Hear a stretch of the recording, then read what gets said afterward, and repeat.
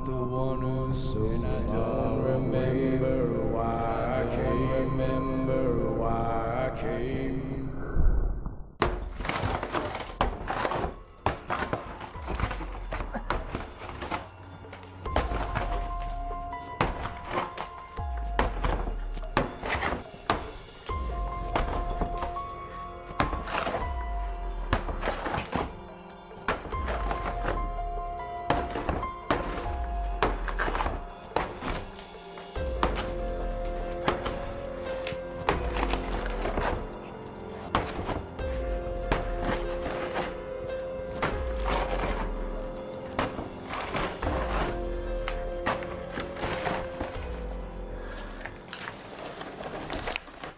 I guess it's time for a new door.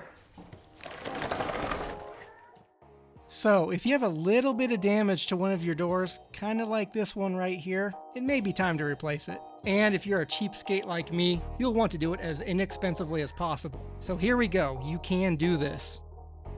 To remove that old ugly door, just about the simplest way to pull the pins on the hinges is to use an old beat up pair of diagonal cutters and a hammer. Just grab the head of the pin with the cutters and tap it out like this. Buying a door slab and doing all the prep for the hinges and the knobs yourself is the least expensive way to go. It's not the only way, but yeah, it's the cheapest. Most door slabs come in a few generic sizes that might not match your existing door perfectly. So when you buy a door slab, measure the existing door and select the slab that is closest to the same size, but not undersized. If the door is a little bit larger, that's fine. I'll show you how to cut it to fit. For hinge placement and orientation, use the old door as a template. Measure to the top of each hinge from the top edge of the door. You may notice I put a little arrow made out of masking tape on the door. That's so I don't forget which way is up. When you measure the hinge locations, measure very carefully. There isn't much wiggle room when it comes to hinge placement, and you really only get one shot at this. So measure 3-4 times if you need to. The same thing goes for the door itself. If you need to cut the door down a little to fit, it's actually pretty simple. You know what? Early on in my YouTube career, I made another video, and it's an old classic, that goes into detail on how to resize a door while keeping the edges straight and square. There's a link on the screen right there. Click it for my step-by-step guide on how to cut a door. But I will say this, if you do need to cut the door down a little, it's best to do it before cutting the mortises for the hinges. Okay, so while I'm doing that, I'd like to pause for a minute and say, if this is your first time visiting my channel, thanks for stopping by, I'm glad you're here. And if this isn't your first time and you've been here before but you're not subscribed yet, what are you waiting for? Go ahead and hit that button, you know you want to. Alright, now that's done, we can get on with it. Next, we can get ready to cut in for the hinges. And it's the same drill as before. Measure and mark very carefully. You may be noticing a bit of a theme here. Precision is key. Precision is golden. If you've watched some of my how-to videos before, you'll know I've long been an advocate for tackling projects like this without using fancy store-bought jigs and tools. And I still stand behind that. But if you're doing a lot of doors like I am on this project, it might make sense to fork over some cash for some of those newfangled jigs. The time you'll save spread across several doors may justify the cost. However, if you are a purist, you can still use these methods for measuring and marking and go all caveman with a stone hammer and chisel. Either way is good, your choice. This Ryobi door hinge jig, for example, is fantastic. It's not terribly expensive and it's simple to use. Just set it to the hinge size you're using, clamp it to the door lined up with your pencil mark, and then just hog out the mortise with a router.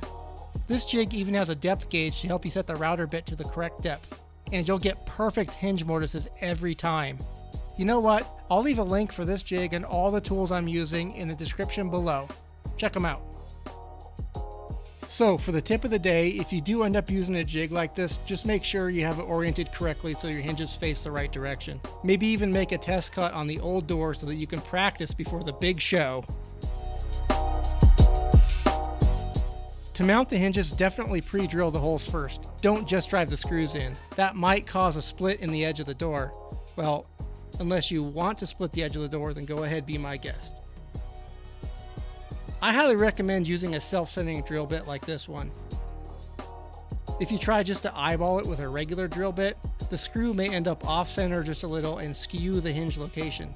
I found that it works best to pre-drill one hole, drive in the screw, then drill the remaining holes. The first screw will kind of help anchor the hinge in place while you drill the other holes. Avoid the temptation to overdrive these hinge screws. They're pretty short and can strip out very easily, and I'd stay away from using an impact driver. That's a bit much for these. If you insist on using a power tool to install these screws, use a drill with the clutch set to a low setting, then finish them off with a handheld screwdriver. But still, even there, use a light touch. If you've measured and marked everything very carefully, the new door should slide into the existing hinges like butter, just like that.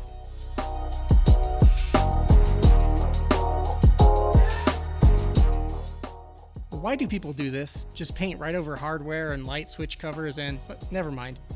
I have a video on how to avoid this and get professional painting results. There you go, click that link. Next up, drilling the bores for the handle. This is another Ryobi jig that makes this very easy. You just adjust the jig to the width of the door and adjust the bore guide to the setback you want for the handle. There's also a little latch guide that snaps into the latch hole in the door jamb to line you up. Then just secure it in place with a couple screws on the edge of the door, and that's it, you're good to go.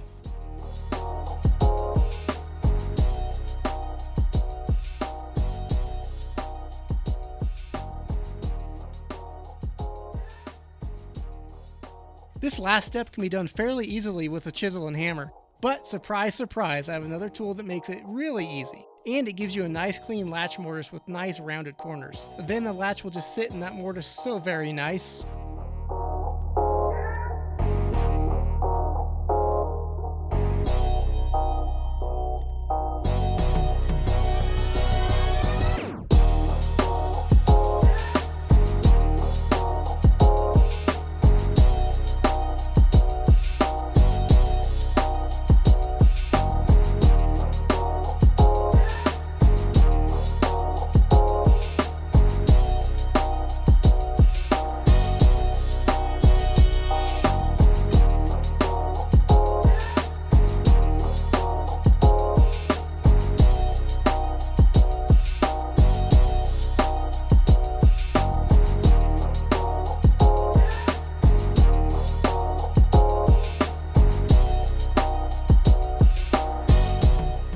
Well, that's it. Easy enough, right? If you plan on trying this out yourself, let me know how it goes. Leave a comment down below. Tell me about your experiences. Let me know if this video helped at all. And I'll see you on the next one.